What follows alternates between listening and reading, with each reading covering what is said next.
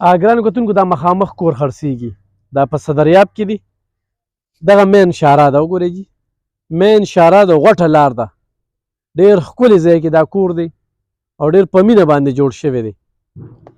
دې باندې موږ بله ورځ ویډیو کړې وه خو تیاره وه د تیاره په وجه باندې تاسو ته کور نو ښکاره شوي نو موږ ضروري ګڼل چې نن موږ بیا دغه کور ته لاړ شو دا کور د دې دا خپله لار ده دا ګورئ دا غټه لار ده دا مخامخ چې کوم دی دا پټرول پمپ دی په مین شارع باندې دا پټرول پمپ دی او دا چېرته دی صدریاب چېرته چې د پښتونخوا واحد پکنیک سپاټ دی نو دې کور ته موږ تاسو دننه بوځو دا چې کوم دی نو دا د دې پوړی درته ښایو چې پوړی ډېرې مزېدارې اوارې جوړې کړي دي ډېرې زبردستې جوړې کړي دا تاسو وینئ چې دا د دې پوړی دی بره پې ښه ښکلي کور دغه جوړېږي دا وګورئ جي دې اړخ ته د دې ځای کې د پوړو د پاسه چې کوم دی نو دلته کې ښه کمره جوړېږي لاندې تاسو کوزو او لاندې درته چې کوم دی نو ښایو چې تاسو کمرې هم درته وښایو بیټک هم درته وښایو بیټک چې کوم دی نو د بهر نه دی ډېر په مینه باندې دا کور جوړ کړی شوی دی دا وګورئ جي دا بیټک دی بیټک ته وګورئ جي بار نه چې کوم دی نو بس سړی راځي دلته کې دا ښکلې بیټک اټیچ باتروم راشه وګوره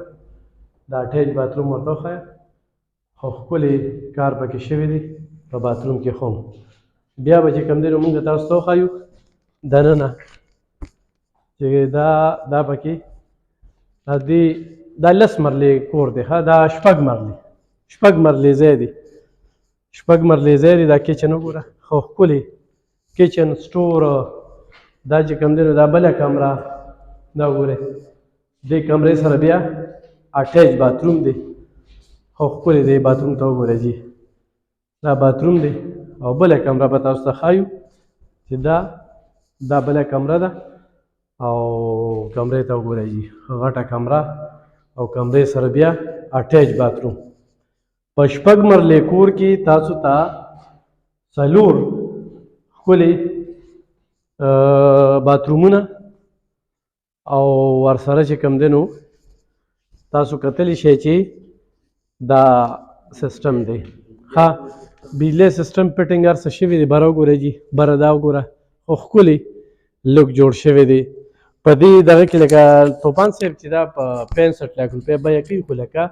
دغه پکې شته دی نو تاسو کور وکتل فرنیچر هر یو شی کور خو علب خان به ډېر ایوان دی یو خو د روډ د پاسه دی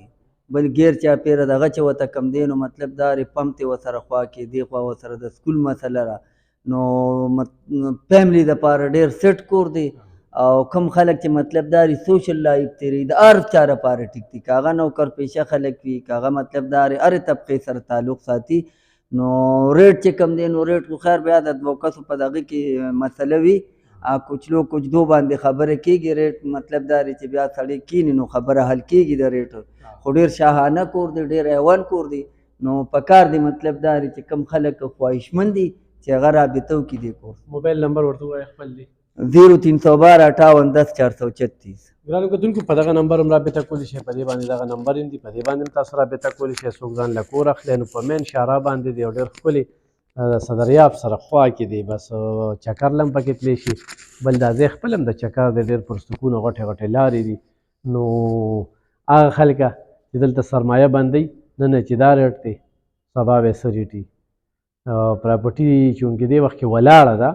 یا خو خلکو سره پیسې نشته یا پیسې یې ښودلې دي نو ډېر کورونه چې کوم دی نو هغه دې وخت کې شته دی تاسو رابطه کولی شئ او یې په 28 لاک او په 30 لاک جیره ځمکه هم شته نو په هغې کې هم رابطه کولی شئ